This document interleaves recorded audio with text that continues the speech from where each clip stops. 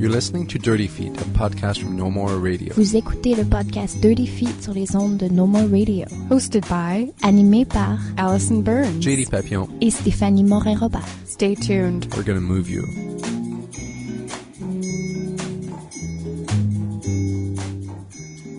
Bonjour tout le monde, bienvenue au 128e épisode de Dirty Feet. Donc avec nous aujourd'hui, on reçoit deux invités en fait que une, c'est la première fois qu'elle se joint à nous, donc Danielle Desnoyers, la chorégraphe, et ensuite Margie Gillis, qu'on a reçu à plusieurs reprises. C'est la troisième fois, si je me trompe pas, qu'on la reçu à l'émission.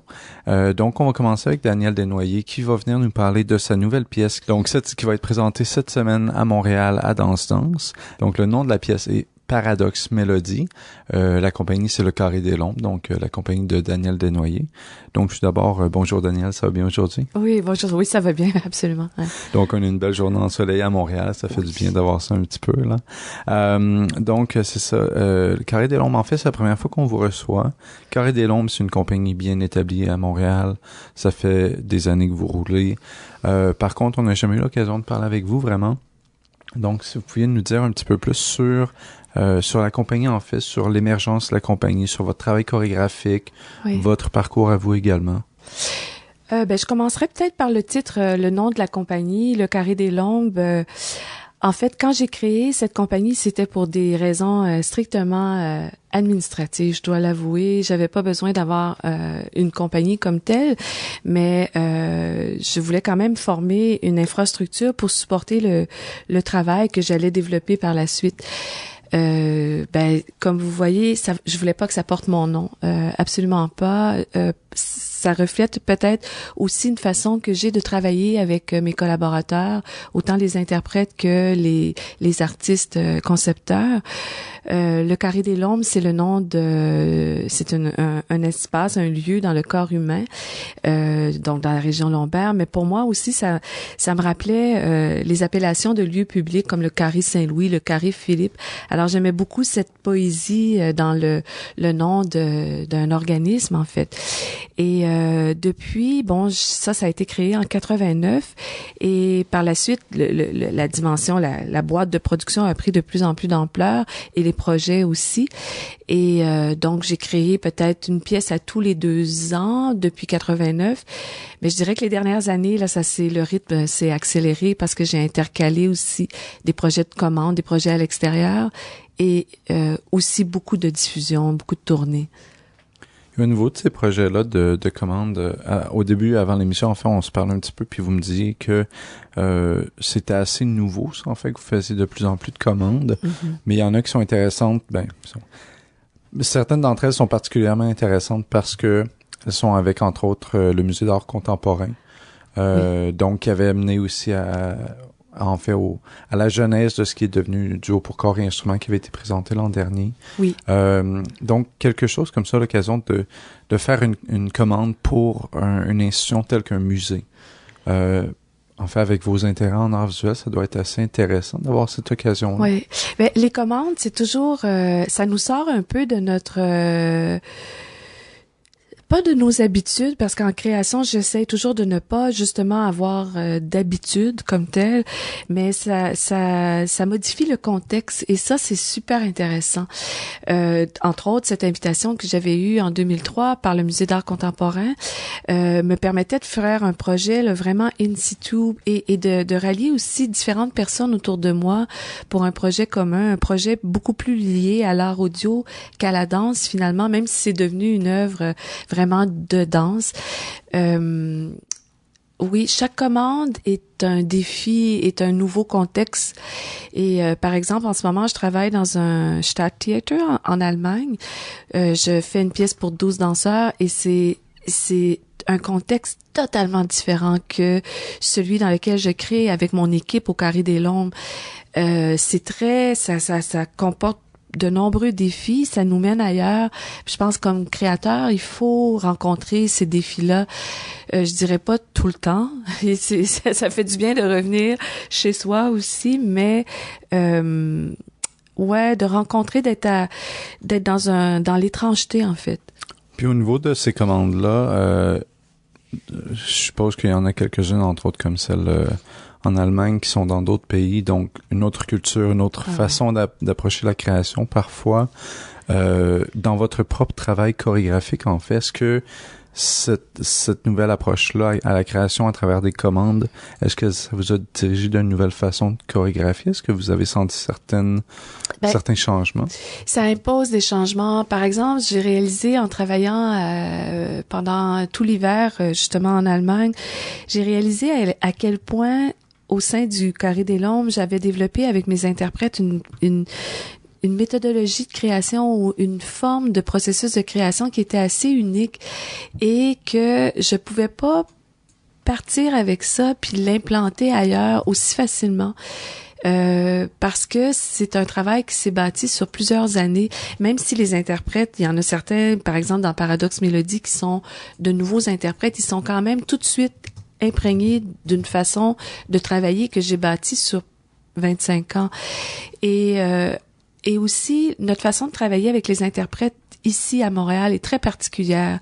J'ai réalisé à quel point je savais quand même qu'on avait à quel point l'artiste-interprète est impliqué dans le processus de création. Ça, je l'ai toujours fait.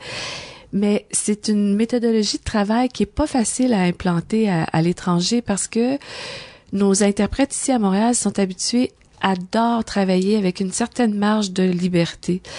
Quand tu arrives dans un autre contexte, dans une autre compagnie, cette marge de liberté, ça c'est pas évident que les personnes peuvent saisir cette opportunité-là facilement.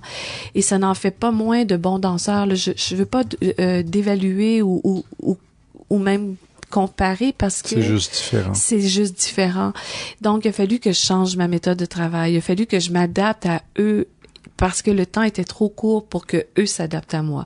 Mais il y a eu quand même des allers-retours là, mais j'ai réalisé à quel point notre contexte montréalais était unique. Mais tout de même, avant l'émission, on parlait et vous me disiez que vous créez beaucoup encore le mouvement. Enfin, le mouvement sort beaucoup de votre corps. Et ça, en fait, c'est un petit peu... c'est quelque chose qui est toujours intéressant parce qu'à Montréal, il y a soit ça où le chorégraphe va être très impliqué, même s'il danse pas dans la création du mouvement à travers son propre corps, et d'autres chorégraphes qui vont être tout simplement essayer d'improviser, on va prendre ça, puis on va faire un petit casse-tête avec ça. Pour vous, est-ce que ressentir le mouvement, c'est important? Est-ce que vous sentez que il y a quelque chose qui va lui donner une authenticité, une vérité, quelque chose? Oui. Je pense que c'est encore important que le mouvement émerge de ma vision du mouvement ou de ma physicalité, même si cette physicalité s'appauvrit quand même avec le temps. C'est certain que contrairement à Louise Le Cavalier, par exemple, j'ai pas la même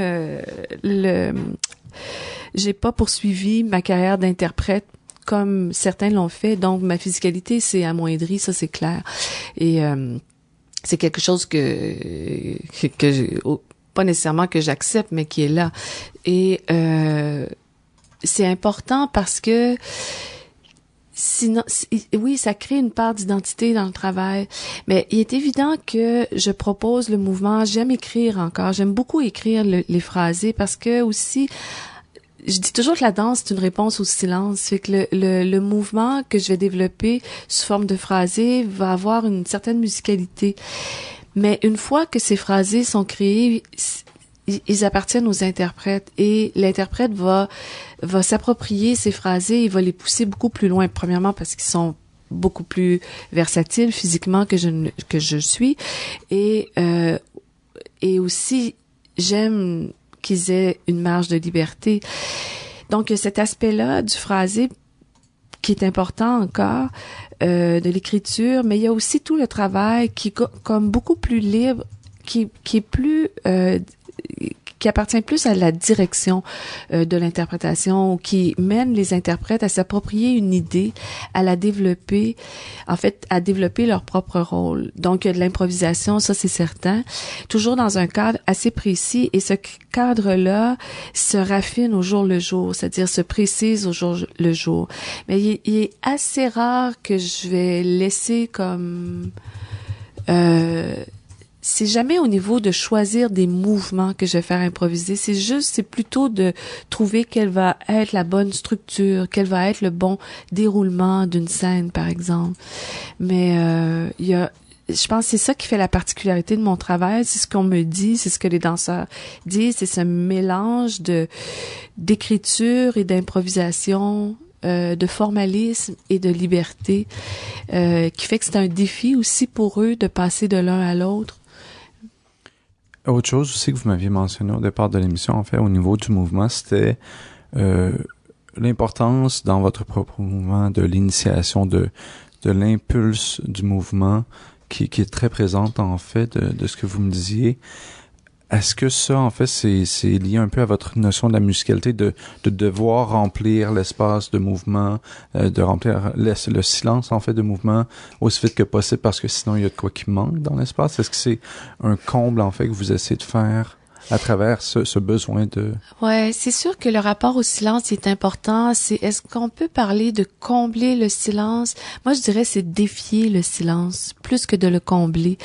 J'ai pas peur du silence, j'ai pas peur de l'immobilité, pas du tout. Mais j'aime l'agitation, ça c'est clair. J'aime beaucoup l'agitation. J'aime j'aime la vitesse. Parce que la vitesse, c'est une impulsion aussi, c'est une rage, c'est un bonheur. C'est ce mélange d'action par rapport au silence. C'est la musicalité, bien sûr. L'attaque provoque la musicalité.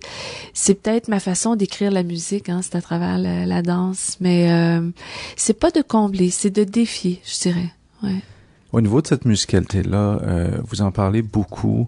Est-ce que vous avez déjà une idée de la musique, du score qui va venir? Est-ce que votre travail est beaucoup en même temps, en fait, est vraiment parallèle au niveau de la musique et du mouvement? Est-ce que vous avez déjà une idée un peu de vers où la trame sonore va aller, ou est-ce que c'est complètement créé en parallèle avec le mouvement, avec la scénographie, avec tout le reste? Ben, d'abord, je dirais ce qui vient en premier, c'est mon désir de travailler avec un compositeur, avec tel compositeur. En l'occurrence, ce projet-là, j'avais vraiment envie de le travailler avec Nicolas Bernier parce que je l'avais rencontré dans ma création précédente, Sous la peau la nuit. J'avais intégré 2 de ces musiques déjà existantes et enregistrées, et je l'avais rencontré pour lui demander l'autorisation. Il était venu même assister à des répétitions et on avait eu vraiment une très bonne rencontre. Et réciproquement, on avait le goût de faire un projet ensemble. Donc, Nicolas était là en premier. Généralement, j'entends pas la musique. Je sais avec qui je veux travailler. C'est des artistes avec qui je veux collaborer. Et j'ai souvent l'intuition que le travail qu'ils font pourrait très, très bien fonctionner avec les arts de la scène. Dans le cas de Nicolas, il avait déjà travaillé précédemment, surtout en théâtre. Donc, je savais qu'il y avait un sens assez aiguisé de qu'est-ce que la musique, quel champ la musique occupe dans les arts de la scène. Donc, je l'ai invité à travailler à ce projet-là. Mais avant tout, je voulais que la harpe soit présente. La harpe était là. Il y avait ce désir de travailler avec cet instrument. Pour moi, la harpe, c'est un personnage d'une certaine façon parce que c'est très théâtral comme instrument, c'est très imposant. Puis le lien avec la danse est fort parce que on entend de la harpe, on entend les corps s'élever, on voit les corps s'élever et tout de suite, ça procure cette élévation-là. C'est dans ce sens-là que je dis que c'est un instrument qui est nettement imagé. Et je trouvais intéressant de défier cette imagerie-là. Là aussi, j'aime défier justement la musique. Et donc, il y avait l'instrument qui se devait d'être sur scène. Pour moi, c'était...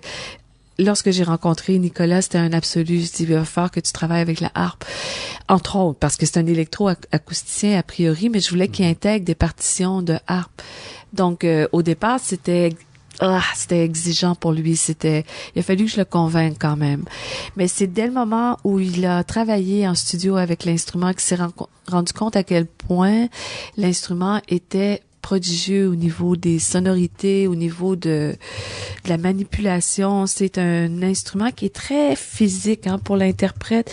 L'interprète est vraiment possède l'instrument. C'est un corps à corps avec l'instrument. Donc, dès le moment où il a découvert cette dimension-là de la harpe, il a vraiment plongé assez aisément dans le projet. Il y a une physicalité vraiment très particulière aussi au niveau de la personne, de l'instrumentiste qui va jouer de la harpe.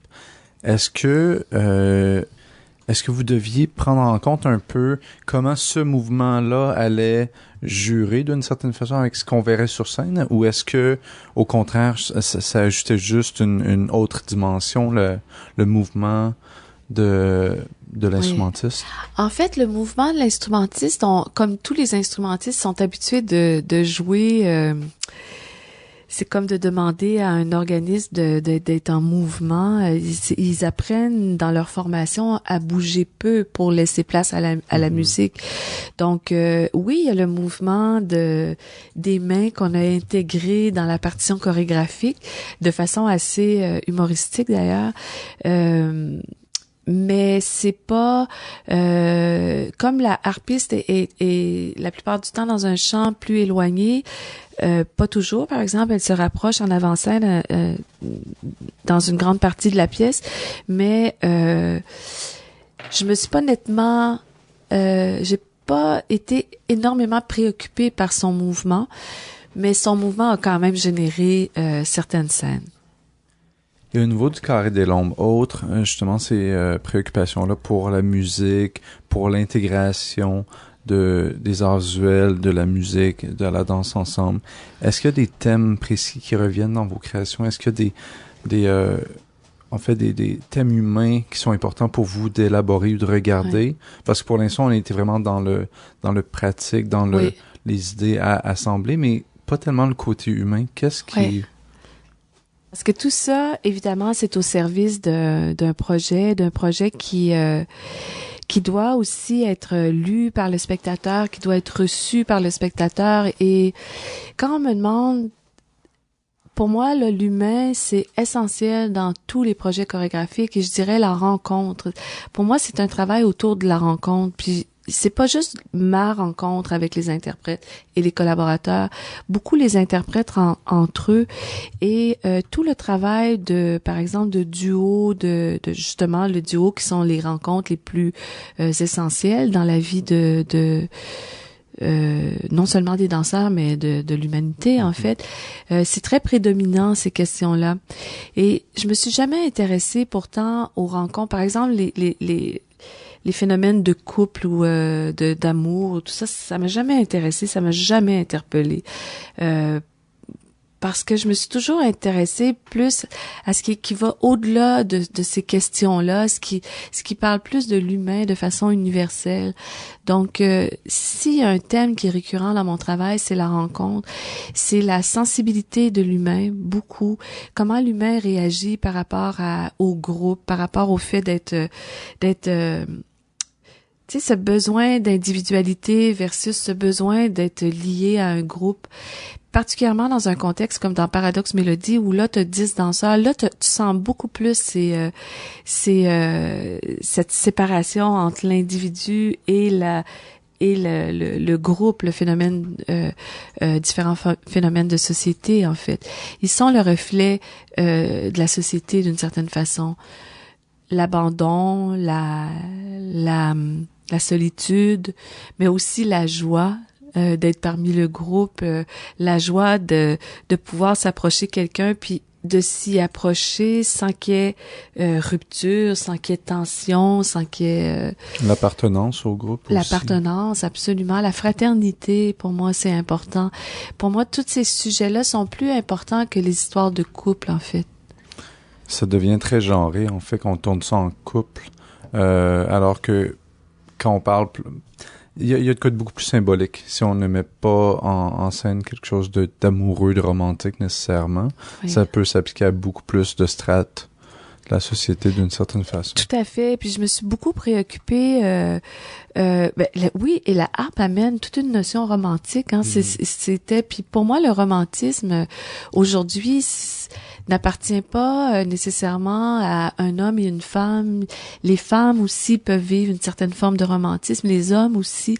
Fait que pour moi, de faire, tu sais, quand on parle de rapport de couple, je trouvais que c'était très hétérosexuelle d'une certaine façon. Puis je me suis dit, hey, ça nous représente plus ces questions-là. En fait, je m'y suis non seulement jamais intéressée, mais en plus aujourd'hui, je trouve qu'on n'est plus là en termes de société.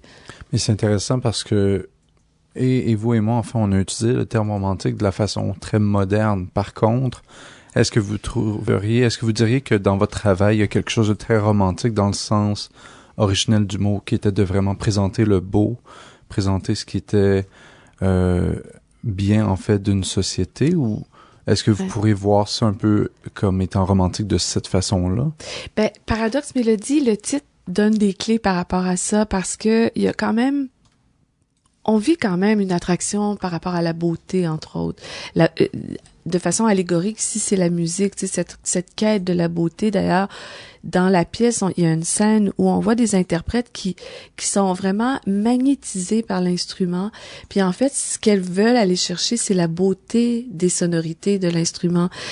Mais paradoxalement, c'est comme si on se brûlait les ailes en s'approchant de cette beauté, parce que c'est comme, souvent, on regarde même un paysage qui est d'une grande beauté, on va l'absorber, cette beauté-là, mais on le sait que c'est un moment qui est unique, que juste à côté, cette beauté n'existe plus. Donc, il y a un paradoxe dans on veut absolument atteindre la beauté, mais aussi, on a une tendance à la détruire, cette beauté-là. Le mythe d'Icare, il y a quelque chose qui est intéressant avec ça, qu'on parle à un artiste, en fait, parce que il y a un certain, je veux pas dire ça d'une façon négative tellement, mais il y a un certain narcissisme qui est essentiel pour être artiste, de vouloir présenter ce qu'on a, d'avoir une certaine croyance que ce qu'on a est intéressant, quelque chose à donner. Par contre, en même temps, il faut aussi trouver une certaine balance. Donc, toute cette idée-là de voler vers le soleil sans se brûler les ailes, ça peut être difficile à naviguer d'une certaine façon. Avec une carrière comme la vôtre qui s'étend sur plusieurs années maintenant, est-ce que vous avez eu des moments où c'était difficile de naviguer ça, de ne pas trop se dire « Ah ben oui, ce que j'ai va être intéressant immédiatement. J'ai ma signature, les gens aiment, les gens achètent. » Ouais. Est-ce que c'est important de tout le temps se rappeler « Je dois rester flexible un peu avec mes idées, je dois rester flexible avec ce que j'offre aux gens, avec ma communication aux autres, en fait? » Ça, c'est une bonne question, parce que j'ai toujours dans toutes ces années, on m'a jamais retrouvée à l'endroit où on pensait que j'allais aller. J'ai été, et c'est pour ça que souvent on a dit de mon travail qu'il était moins accessible, ou parce que je suis une fille de recherche. C'est pas pour rien que j'enseigne maintenant de façon régulière, c'est parce que je m'intéresse à la recherche. Donc ça m'a toujours, moi je la connais pas, ma signature. Honnêtement là, quand on me demande de décrire mon travail, il part tellement dans différentes directions que c'est difficile pour moi. J'ai toujours essayé de ne pas le cristalliser, justement, parce que j'ai vu, encore une fois, je reviens au début de l'entrevue où je n'ai jamais voulu que la compagnie que j'allais former porte mon nom. Pour moi, c'est un travail qui est très collectif, la danse, et ça l'a toujours été. C'est pas nouveau là, cet esprit collectif. Et c'est pas juste moi qui porte le travail, c'est aussi les danseurs, c'est aussi les collaborateurs.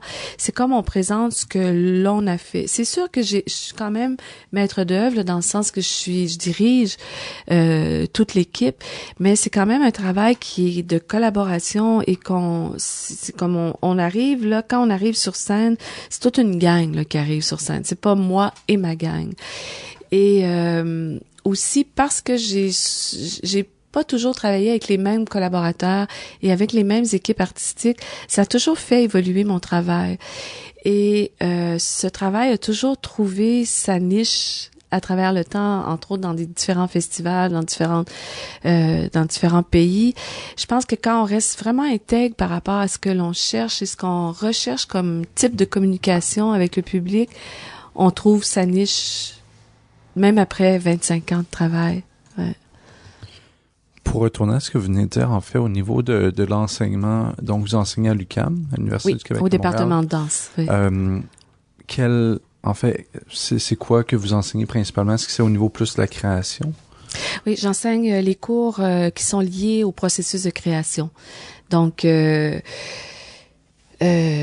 toute l'introduction à l'écriture chorégraphique, les cours de chorégraphie. Je fais beaucoup de mentorat aussi auprès d'étudiants finissants ou d'étudiants à la maîtrise, qui étudient au 2e cycle. Au niveau de la création à travers un programme, en fait, parce que ça, c'est toute une question, en fait. Est-ce qu'on peut enseigner la créativité? Oui. Est-ce qu'on peut... Oui. Vous, en tant que quelqu'un qui a, depuis vos débuts, en fait, travaillé comme créatrice, oui. Avec un grand C d'une certaine façon, et maintenant qui travaille comme enseignante, donc qui cherche à amener justement les gens à puiser dans leur propre créativité. Oui. Comment est-ce que vous sentez qu'on peut enseigner la créativité? Est-ce que c'est vraiment possible d'enseigner? Est-ce que c'est de puiser dans quelque chose qui est déjà là, cette idée du génie d'une certaine façon? Ou est-ce qu'au contraire, c'est tout simplement quelque chose qui peut s'apprendre comme un métier d'une certaine façon? Moi, je pense que ça s'apprend pas vraiment comme un métier, mais il y a une certaine connaissance qui s'apprend. Qui dit connaissance, de toute façon, s'apprend. Je trouve ça très intéressant que tu utilises le terme créativité plutôt que création. Pour moi, mon rôle, c'est justement de développer la créativité chez les étudiants en création. C'est de voir comment ouvrir différentes portes sur un projet. Tu sais, de pas rester juste sur la notion d'inspiration. Ça, pour moi, c'est une notion qui m'intéresse pas vraiment non plus. C'est comme les rapports de couple. Ouais, la créativité pour moi c'est vraiment à la base la création. C'est comment tu résous aussi certaines problématiques.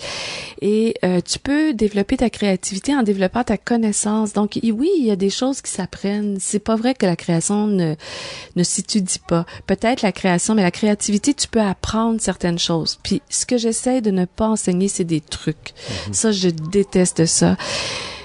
Et je parle aussi très rarement de mon travail. J'essaie plutôt de m'intéresser au travail, faire en sorte qu'on s'intéresse tous dans une classe au travail des autres. En fait, de connaître, d'avoir une connaissance historique de différents procédés, des procédés qui ont été largement utilisés, de les connaître, de connaître ce qui s'est fait avant nous pour mieux aller de l'avant.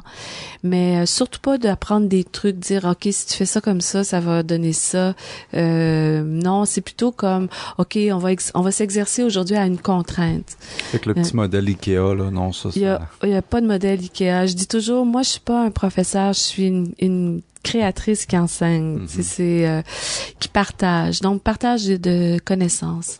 Donc, on commence à manquer de temps, mais juste pour revenir en fait à l'idée de base de la raison pour qu'on vous avait aujourd'hui, ça va être la pièce Paradoxe Mélodie, qui est la nouvelle création de Daniel Desnoyers, la compagnie Le Carré des Lombes. Ça va être présenté le 30 avril, le 1er et le 2 mai, donc à Danse, qui va être présenté à la salle Maisonneuve de la Place des Arts.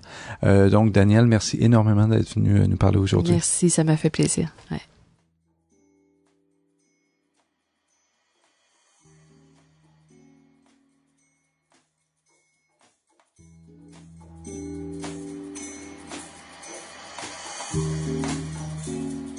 We are so thrilled to have Margie Gillis back for a third visit.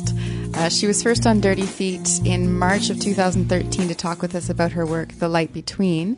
Then she helped us celebrate our 100th episode in October of 2014 with a roundtable discussion. This week we'll be focusing on her work, Bulletins for Immortality. The two-hander, inspired by Emily Dickinson, premiered in Vancouver in 2013 and has already been presented in Ottawa and Toronto this month and will be shown in Montreal for the first time at Centaur Theatre from May 6th to 9th. So hello, Margie. Thank you for joining us again. Yeah, I'm really happy to be here. Hi, you guys. It's always a pleasure to have you on. A pleasure to be on this show. So Bulletins for Immortality is a collaboration between yourself and theater artist Elizabeth Parrish, who is an accomplished actress who has worked on film and television as well as on stage. And I'm curious about what brought the two of you together. I believe you started working in New York in 2010? Yes, with Stella Adler at the Stella Adler School. Betsy is won't tell her age, but we believe it's in the upper 80s. And she is... she still teaches voice at Adler. In fact, today she's receiving a prize in New York for her lifetime achievement in the theater arts. And she started with Stella Adler as a young woman in the school with such people as Brando and Marilyn Monroe. And so she's had a really long and very, very rich life in the theater community in New York, and with the Stella Adler style and movement and all of those textures.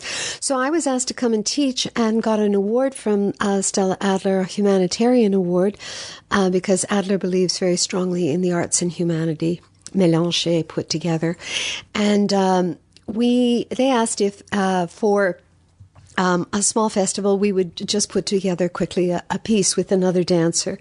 We chose the piece Grieving to Light, and it was just so amazing. It was amazing to Betsy. It was amazing to me, Elizabeth Parrish and I. We just had a complicity that it's just one of those lovely things. I mean, it can, between any two living creatures, just somehow something really clicked.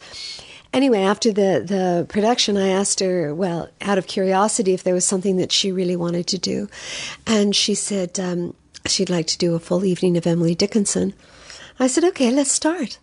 We can do it just as workshop. And so we began, and now we have Catherine Bourgeois, who's a young theater director here in Montreal, came on board and helped with us, and then Paula Styron, who has been a long-time collaborator of mine and comes from a writer. All of her father's William Styron, her mother's Rose Styron, a poetess, and so she comes from a very literary family, and her sister also is a published writer. And Polly is very passionate about poetry, so she's come on and refined the piece to a place where we just love it now. It'll be its only appearance in Montreal because it is in English, but we're really happy to bring it here. And it is based on, of course, the work of Emily Dickinson. Yeah. I'm curious, reading the description, it goes a lot into her life and kind of her struggles. And I'm wondering how much of the work is inspired by Emily Dickinson, the woman, and how much is inspired by her poetry. Initially, it was just the poetry. Betsy chose which pieces we want, and then we refined out. She wanted, and then we refined out of that. But the idea was most theater pieces about Emily Dickinson is with her poetry, but you have the constraints of Emily herself. She wore white. She had one big love affair, which was very disastrous. The man was a minister and was already married. She was extremely isolated. She didn't have many choices as a woman, and they have to position those elements. For us, we decided we're just going with the poetry. There's a line that she says. This is my letter to the world that never wrote to me. Her message is delivered to hands I cannot see. And indeed, we are those hands. Her work is so modern and so relevant now. And even the way she wrote it at her time, and for many, many years after it was published, with great alteration. Now we read it as it was written, as it was intended, and we get it. It's modern. It's most of the great literary figures, if not all of the great literary figures of the last century, cite Emily Dickinson as an influence. So she's a huge force.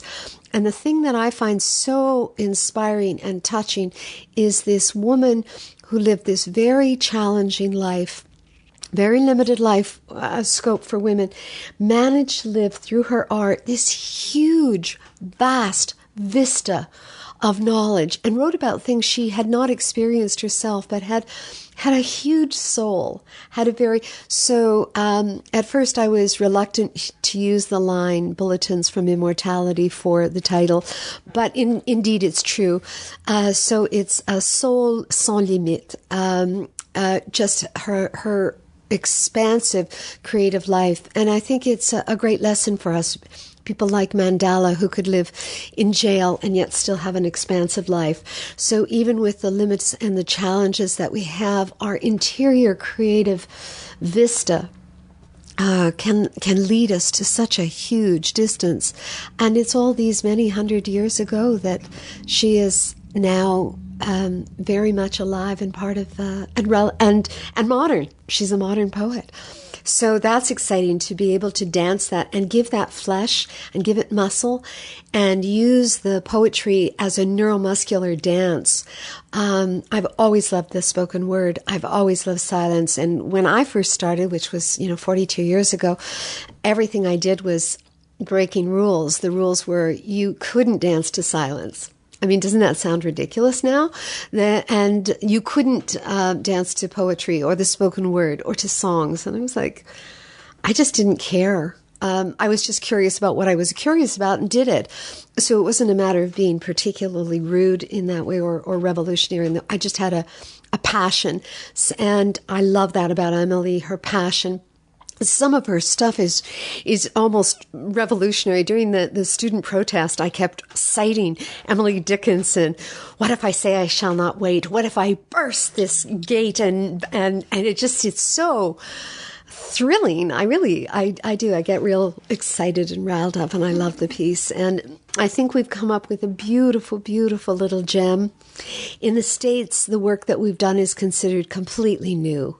It's a hybrid between poetry, dance, and theater, and it's considered a new genre, and we've just done this amazing thing here in Quebec, happily to say it's like, yeah, that's nice. Let's just keep doing our work. It's a lot more the innovation is a lot more sort of because we are so innovative in so many directions. It's a lot more sort of, I would say, taken for granted. But nonetheless, here we are with our beautiful gem of a piece. So I'm thrilled.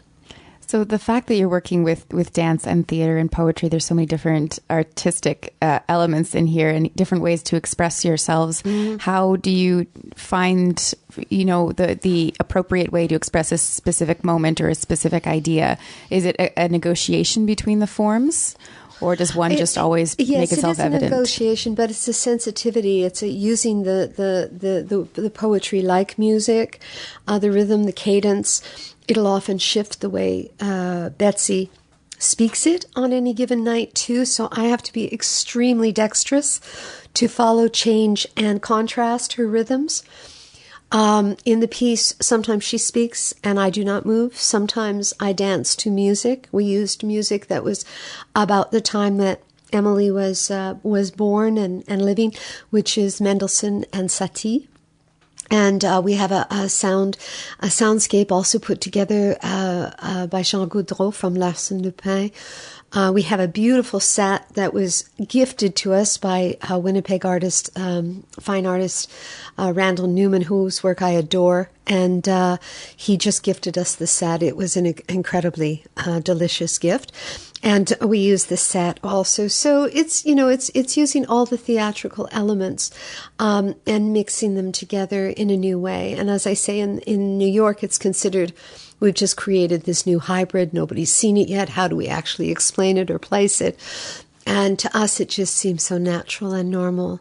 Just, I suppose you just say that the basic element is the humanity of who we are and our neuromuscular system, and how the brain extends through the body, through the neuromuscular system. So as you get impressions from the sound, the music, the set, all of the elements, it creates and brings a vividness to this interior luminosity, this interior metaphor, these interior metaphors that she was creating. So we get to deepen with the work as well. It deepens and deepens and deepens, and that's exciting. Did that make sense? Well, it's easier when one just sees it. And it was really exciting, particularly to share it in Ottawa, where we had a lot of literary people and a lot of people who were extremely knowledgeable and intelligent about literature and poetry. And we also had a lot of people who were also knowledgeable in French and were francophones, also poets and writers. And so that was delicious how they felt about the work. Ça, parce que pour moi, même si j'écoute quelque chose en français, la poésie, c'est plus difficile pour moi. C'est sûr que la poésie en anglais. Mais chaque fois qu'on écoute, même en anglais, dans nos langues maternelles ou dans une deuxième langue, même la première fois qu'on écoute quelque chose, c'est comme une musique ou un métaphore qui est là, mais d'aller plus profond dedans, c'est un autre élément. Dans le théâtre, vous avez juste la première patte, the first brush stroke, the first couleur dans in your cheeks of the first flower opening of spring. Feeling to the work. Mais quand même, il y a la musique, il y a le rythme, les mots, il y a les consonants et les vowels, et tout ça, ça vous donne les impressions. Et quand on met ça avec la danse, avec l'espace physique sur scène, ça donne les vols à toutes ces métaphores qui peut surface et d'être là, même si c'est juste une première fois que tu écoutes la poésie et c'est dans une autre langue. Même en anglais, je sais que pendant toute ma carrière, je danse avec les mots dans les chansons comme de Leonard Cohen puis tout. Et même en anglais, tu es pas capable de trapper tous les mots dans toutes les chansons. Et alors, si c'est la première fois sur scène, il faut aller avec les vagues, aller avec la surface qui laisse la profondeur qui est dans toi d'être là. Alors, c'est fun. Je suis très content que les gens qui est très connaissance avec une qualité de nuance dans leur de langue français, la poésie est capable de toucher et entrer dedans et ça donne un autre élément à leur langue, à leur poésie propre à cette culture aussi. Alors ça m'a fait plaisir aussi. Et au niveau de l'utilisation de la poésie d'Emily Dickinson dans la pièce, à quel point est-ce que vous êtes laissé influencer par les images poétiques qu'elle utilise? À quel point est-ce que c'est plus la sonorité, la musicalité des mots? Est-ce que vous avez essayé de laisser de la place aux gens à interpréter la poésie d'Emily Dickinson, ou est-ce que vous avez utilisé une approche voici ce qu'on en a compris? Non, c'est pas parce que la poésie, c'est comme une impression quand même. C'est le rythme, c'est les choses qui pointent dans une direction de la métaphore. Et il y a aussi la poésie que l'artiste veut. Il y a aussi la poésie qui est là pour une autre époque et tout ça. Et qu'on c'est évident que c'est un parallèle, ça c'est quelque chose qu'on aime. Mais il y a toujours avec la poésie un niveau plus profond qu'on peut tomber dedans. Toujours. Et c'est Paul Styron qui vient d'une famille de littérature, bien sûr, et son père, un écrivain en anglais, à tous les prix de Paris, de France, étaient donnés à lui. Il y avait un grand amour avec Québec aussi. Même pour lui, on voit les influences anglo-franco avec la poésie qu'il faut commencer quelque part et entrer dedans. C'est pas comme on a des pièces qu'on voit dans un certain sens, mais on voit ça dans les autres sens aussi. On va essayer de laisser ça ouvert, mais aussi clair. Et ça, c'est le paradoxe de poésie, et ça, c'est pourquoi la poésie, c'est bien pour la langue, c'est bien pour l'intelligence, parce que ça grandit l'intérieur et ça nous aide d'avoir les éléments qui sont en évidence simple jusqu'à contre, mais dans la humanité, c'est un mélange des choses comme ça. I really think that artists, when you're little, it's how high, how far, how fast. It's all very simple. It's all gross modo. It's like art sport. But when you get older, about 12, you understand that life is complicated, and art is there to aid in holding these contrasts. an embrace de ses côtés. Grand, and the bigger your embrace is, the greater the art, I really believe. And it's very exciting to do that, and poetry offers that. Quand j'ai commencé de danser quand j'étais jeune, la danse que j'ai vue autour de moi, c'était pas la danse que je voulais. J'avais un rêve d'une danse plus réelle, plus avec la beauté normale de la vie quotidienne, la beauté de nature, la beauté où nous sommes. Où nous sommes. Et pour moi, it was really important to. I heard someone say that poetry is a human's attempt to be as exact as possible with their inner state or their emotion, and I thought, I want to do that with dance. I want to be Janis Joplin in dance.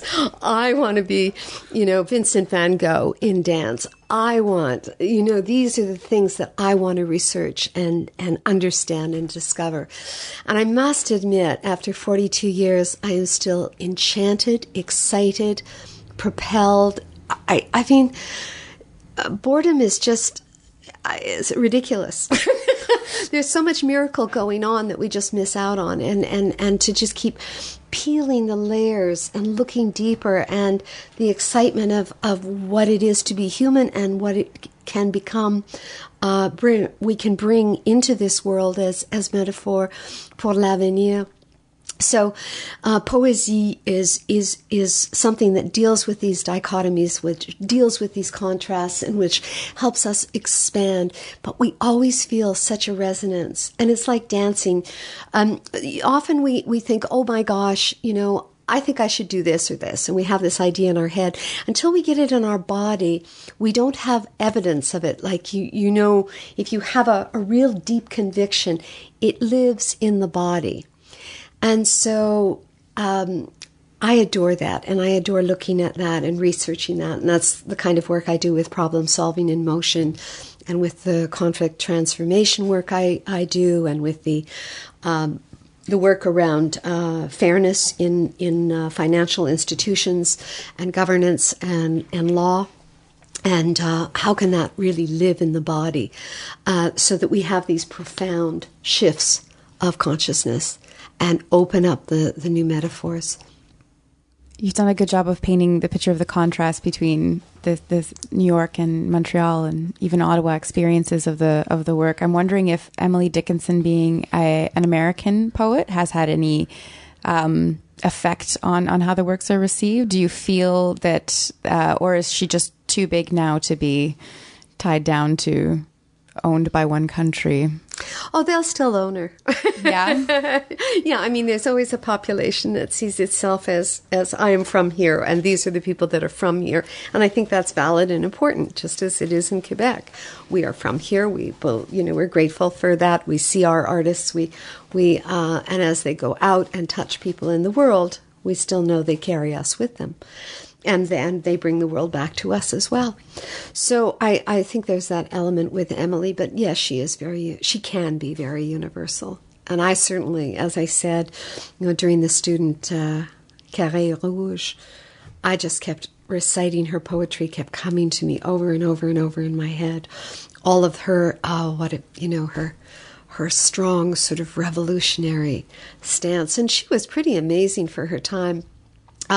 She lived in a very heavily Christian society, and everybody got saved. Everybody in her school, everybody in her family, everybody in Amherst Village, but her. She refused. Nature was her god. Nature was her goddess. That was her. She had a deep sense of the sacred, but she did not follow the religion of the day. She went to church. Everybody did. It was a social structure, but she did not become saved. The pressure on her to do so was enormous. I always like to think that's a very Quebec kind of thing to do. We have a vision for a deeper and stronger society, and we want to move towards that. This view of the sacred as being something greater than societal institutions to some extent? Is It just flows through, and either it's seen or it's not seen. Either it's trapped or it's not trapped. So but it's something that's very much part of your work, I feel, also. Like in the Yes. past, that's something that I feel has been following you, and this is something that, you know, the beauty of nature is something that I think every time we've spoken together, this is something you've mentioned, because this is something that you feel very passionately about. Yes, I do. Do you feel that there is a loss of this understanding of what is beautiful, of what is important, of what is sacred to us, you know, above and beyond our human constructions or constructs, I should say? I think whenever we're deeply inspired, we know it comes from. It expands our insides.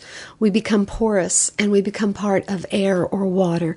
We expand, such as the line, bulletins from immortality. It's not bulletins from God. It's from immortality. It's from an expanded sense of space and time continuum.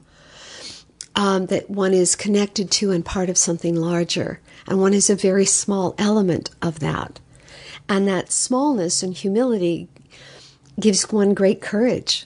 Because if I'm nothing, I can be everything. I can be anything because I'm nothing.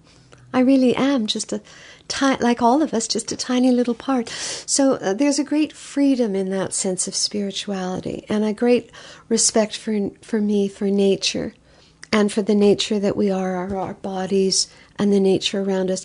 I obviously, like many other people, think that society has really gotten off to the wrong track, and if we live in a place where we can just destroy our air and our water and our land, these are inherent resources that we can destroy our minds and our souls and our spirits and our bodies. It's ridiculous. So I'm very, very much against certainly the conservative government, and I'm very much against and looking. Hopefully, we'll be able to find ways to have a sense of value that's not just connected with monetary value. So I find it absolutely astounding to listen to people say that the arts are not of value. If we're trying to understand what is possible, we need to engage in every element of who we are: intellect, emotion, spirituality, body, so that we use our whole collective cinema of who we are for the intelligence. And it's very silly, I think, to think of the brain as only being something inside the cranium, when the neuromuscular system allows the brain to exist all over the body. And I think we might have had to go that way in society for a time, but now it's time to shift. It's time to make a big shift if we want to stay on the planet. I think the planet will exist somewhere or another. Nature will exist, but it'll kick us off. We'll be gone. We're the next bug off. So I hope we don't have to leave. I hope that there will be, we'll come to more of a harmonious, interconnected understanding. Would you consider, based on this, your work to be political to some extent, not so much in your face as how we often perceive political works to be, but as trying to bring about a shift in our understanding? I think all my work is, yeah. I think even if you're apolitical, that's political. Mm-hmm. And I think the fact that I choose humanity as my landscape, what is human, what are these elements that make up the context of being human? Yeah, so I see that as revolutionary in a landscape where most money is spent on things, not people. And we in the dance world are very astute in that matter. Yeah. I really would love to be able to share this work with people, and I know it's springtime and everything, and I know it's in an English theater, so it's not the normal place for people, spécialement dans la communauté francophone, d'aller pour voir un spectacle de danse. Mais quand même, come see it. It's just an hour. It's a little gem, and I really am rather delighted with it. Bulletins from Immortality is a dance theater piece inspired by Emily Dickinson and created and performed by Margie Gillis our guest today, and Elizabeth Parrish. It has been presented in Vancouver, Ottawa, and Toronto, and will finally be presented here in Montreal at the Centaur Theatre from May 6th to 9th at 7:30 p.m. Margie, thank you so much for joining us. Thank you. What a treat to be here. Good luck with your station. I love it. I love it. I love it. Yay, you guys.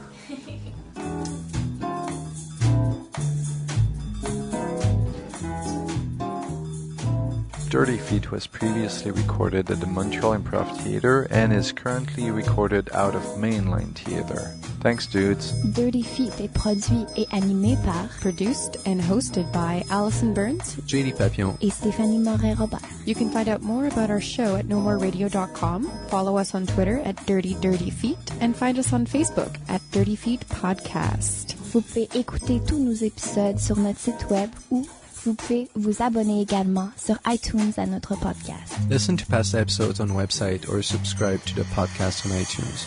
While you're there, be sure to give us a rating and or leave a comment to help us spread the word. Tune in next week for a whole new show.